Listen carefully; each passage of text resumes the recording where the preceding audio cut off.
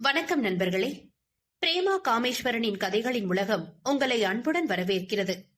இப்ப நீங்க கேட்க போறது பிரேமா காமேஸ்வரன் எழுதிய அக்னியின் சாரல். குரலால் உயிர் கொடுப்பது உங்கள் ஆர்ஜே நித்யஸ்ரீ.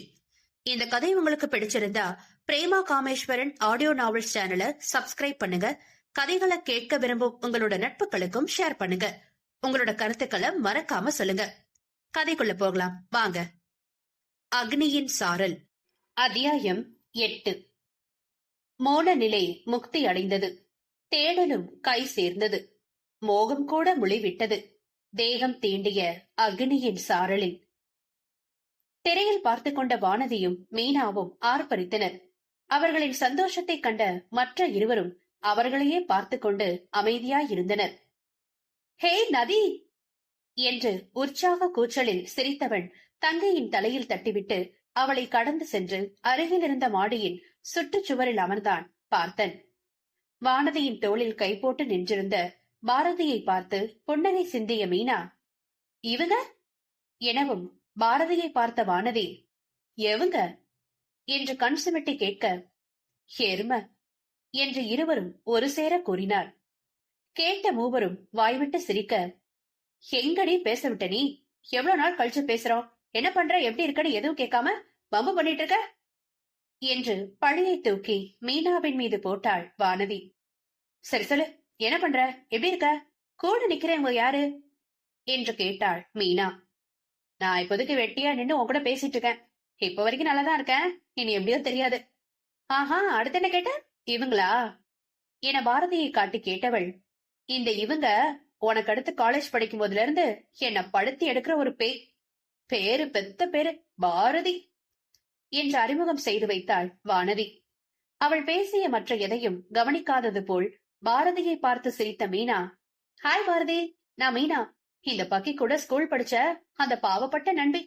இப்ப நீங்க சிக்கிருக்கீங்கன்னு தெரியுது எனவும் முறைத்த வானதியை கண்டு கொள்ளத்தான் அங்கு ஆள் இல்லாமல் போனது.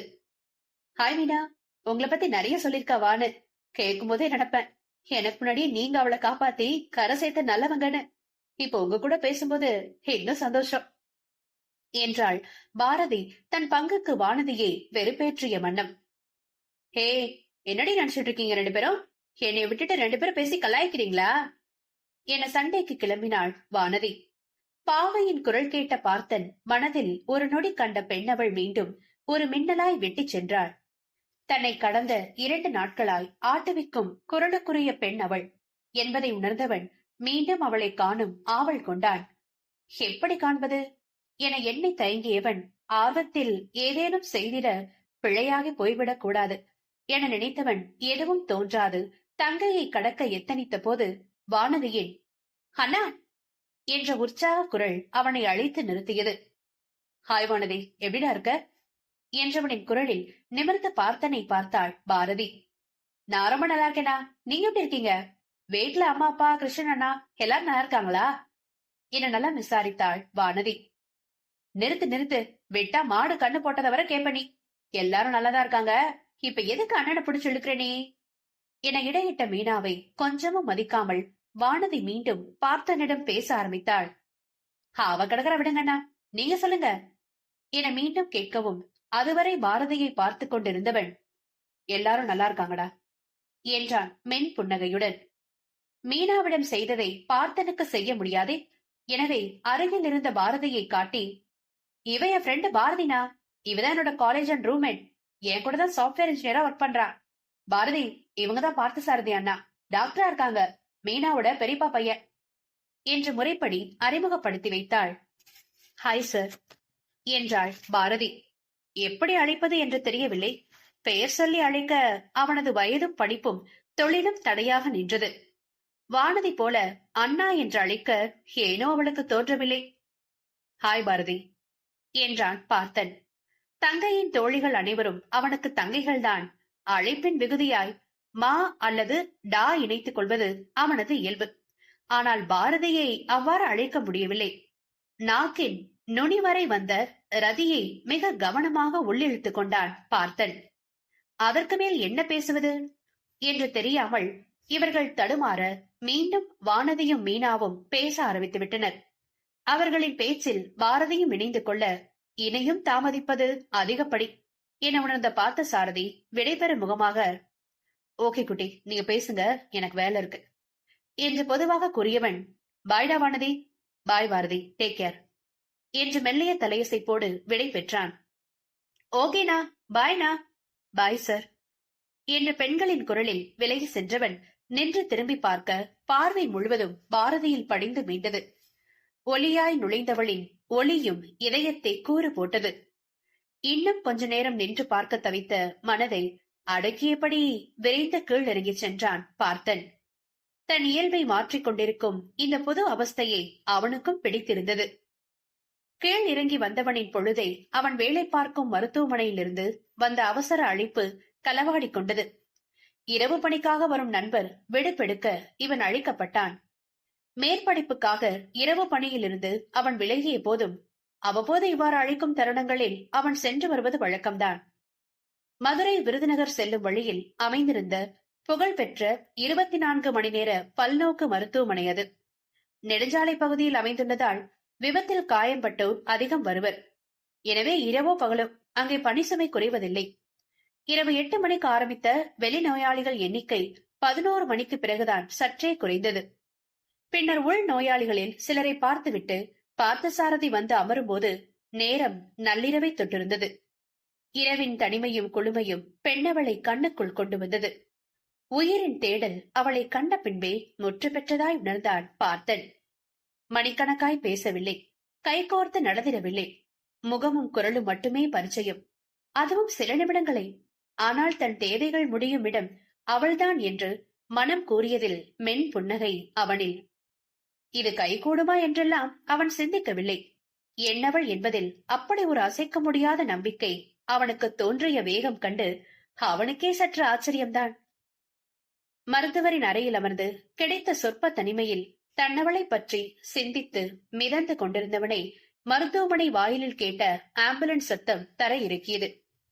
செவிலியர் வந்து அழைக்கும் முன்னமே விரைந்து எமர்ஜென்சி அறையினுள் சென்றவன் அடிபட்டு வந்திருந்தவரை கவனிக்க ஆரம்பித்து விட்டான். இவன் முதலுதவி செய்து முடித்த பிறகுதான் என்ன என்பதை நிபுணர்கள் வந்து பார்த்து அதற்கான சிகிச்சையை ஆரம்பிக்க முடியும். முதலுதவி அளிக்கும் அந்த நிமிடங்கள் தான் மிக மிக முக்கியமானவை மருத்துவ சிகிச்சையில். அதுவே அனைத்திற்கும் அடிப்படை. எனவே மிகுந்த கவனமுடன் தனது பணியை செய்தான் பார்த்தன். பார்த்த நிமிடங்களிலேயே தெரிந்துவிட்டது காலில் எலும்பு உடைந்திருப்பது. உடனே அருகில் இருந்த செவிலியரிடம் அதுக்கு சிகிச்சை அளிக்கும் எலும்பு முறிவு சிகிச்சை நிபுணரை அழைக்கும்படி பணித்தவன் மேற்கொண்டு முதலுதவி செய்த சமயம் அடிப்பட்டவருடன் வந்தவர் மருத்துவமனையின் செயல்முறைகளை முடித்துக் கொண்டு வந்தார்.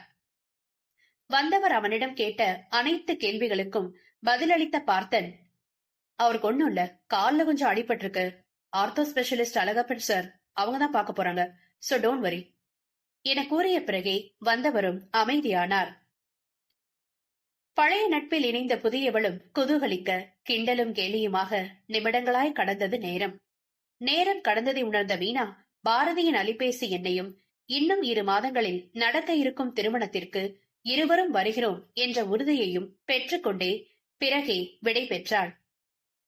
இரவு உணவை அருகில் இருந்த உணவகம் ஒன்றில் முடித்துவிட்டு விடுதி வந்து சேர்ந்த பெண்கள் இருவரும் அப்படியே படுக்கையில் விழ வானதியின் கைபேசி இசைத்தது.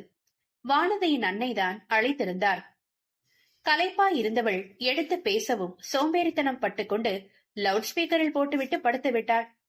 அழைத்தவர் பெண்கள் இருவரின் நலம் விசாரித்து விடுதி வந்து சேர்ந்ததை உறுதி செய்து கொண்டு காலை மீனாவையும் பார்த்தசாரதியையும் பார்த்ததை பற்றி கூறினார். பார்த்தன் தான் தனது தந்தைக்கு மருத்துவம் பார்த்தது என்று அறிந்த போது வானதிக்கு மிகுந்த மகிழ்ச்சி. தங்கமான பிள்ளடி அந்த பையன், என்ன ஒரு நிதானம் பொறுமை தெரியுமா?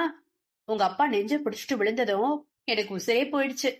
அவசர அவசரமா கூட்டிட்டு போனா நைட் நேரம் பக்கத்துல பாக்குற கிளினிக் மூடிட்டாங்க. பதறி அடிச்சு அந்த ஹாஸ்பிட்டலுக்கு தான் ஓடினேன். இந்த புள்ளதான் வந்து எமர்ஜென்சி பாத்துச்சு. உங்க அப்பாவுக்கு ஒண்ணும் இல்ல, சாதாரண கேஸ் ட்ரபிள் தான் சொன்னதும் தான் போன உசிரே திரும்ப வந்துச்சு. அதுக்கு உங்க அப்பா ஆடின ஆட்டம் படுத்தி எடுத்துட்டார் போ. இவர் போட்டு படுத்தினது அம்பட்டுக்கும் சளைக்காம சின்ன பிள்ளைக்கு சொல்றது போல பொறுமையா பதில் சொல்லுச்சு. தங்கமான புள்ள அது. இன்னைக்கு கூட பார்த்தேன், ஒரு திமிரோ பகட்டோ அலட்டலோ எதுவும் இல்ல. ரொம்ப சாதாரணமா பேசுது, நல்ல பையன் என பார்த்தனின் புகழ் பாடினார் வானதியின் அன்னை ஆனந்தி. கேட்டுக்கொண்டிருந்த வானதியும், ஆமாமா, அண்ணா ரொம்ப நல்ல மாதிரி. ஸ்கூல் படிக்கும் போதே பார்த்து பேசியிருக்கேன். மீனாவும் சொல்லுவா. இத்தனைக்கும் அண்ணா என்னைய மாதிரியே கவர்மெண்ட் ஸ்கூல்ல படிச்சு டாக்டர் ஆனவங்கம்மா. ஸ்கூலே பெருமைப்படும் அண்ணா பேரை சொல்லி. எங்க பையன் எங்க பையன்னு தன் பங்கிற்கு பார்த்தன் புகழ் பாடினாள். பார்த்தன் புகழ் கேட்டபடியே இதழில் உறைந்த புன்னகையோடு உறங்கி போனாள் பாரதி. உறக்கம் வராமல் தவித்துக் கொண்டிருந்தது என்னவோ மகேஸ்வரி மட்டுமே. இரவு வந்த கணவரிடம் ஒருபாடு புலம்பி தள்ளி இருந்த போதிலும் அவருக்கு மனம் நிம்மதியடையவில்லை. கிருஷ்ணனின் வார்த்தைகள் அவரை உறங்க விடவில்லை. மீண்டும் மீண்டும் அழைத்தும் அவன் அழைப்பை ஏற்கவும் இல்லை. தூரம் தொலைவில் உள்ள மகன் வருத்தத்தோடு பேசியது அவரையும் வருத்தியது. அதற்கு காரணமான பார்த்தன் மீனா மீது கோபமும் வந்தது. இவனை யார் அவகிட்ட கேட்க சொன்னது? சரி, அவன் தான் கேட்டானாலும் இவ எதுக்கு இப்படி முந்திரி கொட்டை போல முந்திக்கிட்டு வந்து சொல்லணும்? இப்ப எனக்குதான் வேதனை.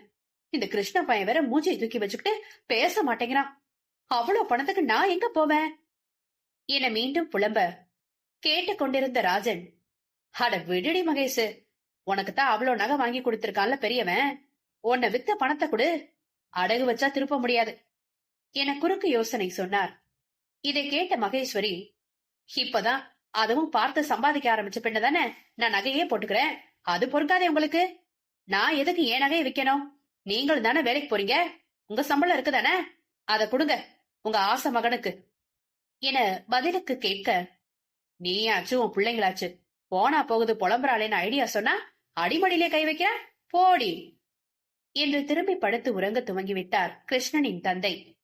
ஆனாலும் மனம் கேட்காமல் எப்படியாவது இளைய மகன் கேட்ட பணத்தை ஏற்பாடு செய்து கொடுத்துவிட வேண்டும் என பல வகைகளில் யோசித்தவர் இறுதியில் கணவர் சொன்ன யோசனையை மேற்கொண்டு பணத்தை ஏற்பாடு செய்துவிட வேண்டும் என்று முடிவு செய்த பிறகே உறக்கம் அவரை தழுவியது. என்ன சொன்னாள், எதை எப்படி செய்தால் தனக்கு தேவையானது கிடைக்கும் என்பதை அறிந்திருந்த கிருஷ்ணன் மிக தெளிவாக அன்னையை குழப்பிவிட்டு எப்படியும் அம்மா பணத்திற்கு ஏற்பாடு செய்து விடுவார் என்ற நிம்மதியில் தன் காதலி சஞ்சனாவோடு கடற்கரைக்கு சென்று விட்டான். படிப்பில் மட்டும்தான் தேக்கம் கிருஷ்ணனுக்கு. ஆனால் மற்ற அனைத்திலும் மிக தெளிவான திட்டம் கொண்டவன் அவன். அவனது காதல் கூட அவனது திட்டப்படி அமைந்ததுதான். மனதில் மிக தெளிவாக இருந்தான். தனக்கு வரும் மனைவியின் குடும்பம் பணம், படிப்பு, அந்தஸ்து அனைத்திலும் தன்னிறைவு, அதாவது வெல் செட்டில்டு ஃபேமிலி பெற்றதாக இருக்க வேண்டும். பெண்ணிற்கு ஒரு தம்பி மட்டும்தான் இருக்க வேண்டும். அண்ணன், அக்கா, தங்கை என்று எவரும் இருக்கக்கூடாது. இத்தனை நிபந்தனைகளுக்கும் ஒத்து வந்தவள்தான் சஞ்சனா. அவனோடு MCA படித்த நத்தம் பகுதியில் புகழ்பெற்ற விவசாய குடும்பத்தின் பெண். அவர்களது குடும்பம் அரசியல் பின்புலம் கொண்டது. ஆனால் வேறு இனம். படித்து முடித்த பிறகும் இங்கே சென்னையில் வேலைக்கு சேர்ந்த பிறகும் அவ்வப்போது இப்படி அஞ்சனாவை சந்தித்து அவனது காதல் பயிரை மிக செழிப்பாக வளர்த்து வந்தான். அவனை பொறுத்தவரை அவன் கொண்டது உண்மை காதல். செல்வந்தரின் ஒரே மகள் என்பதால் பணம் ஒரு பொருட்டில்லை சஞ்சனாவிற்கு. அதுவே அவனுக்கு தேவையாகவும் வசதியாகவும் இருந்தது. தாயின் அழைப்பை தவிர்த்து மகேஸ்வரியை தவிக்க விட்டுவிட்டு இங்கே காதலியுடன் தனது இரவை இனிமையாய் கழித்துக் கொண்டிருந்தான் கிருஷ்ணன். நேரம் ஒதுக்கி இந்த கதையை கேட்ட உங்களோட அன்புக்கு என் பெரு நன்றிகள். மீண்டும் அடுத்த அத்தியாயத்தில் உங்களை சந்திக்கும் வரை உங்களிடமிருந்து விடைபெறுவது உங்கள் பிரேமா காமேஸ்வரன் மற்றும் RJ நித்யஸ்ரீ. நன்றி, வணக்கம்.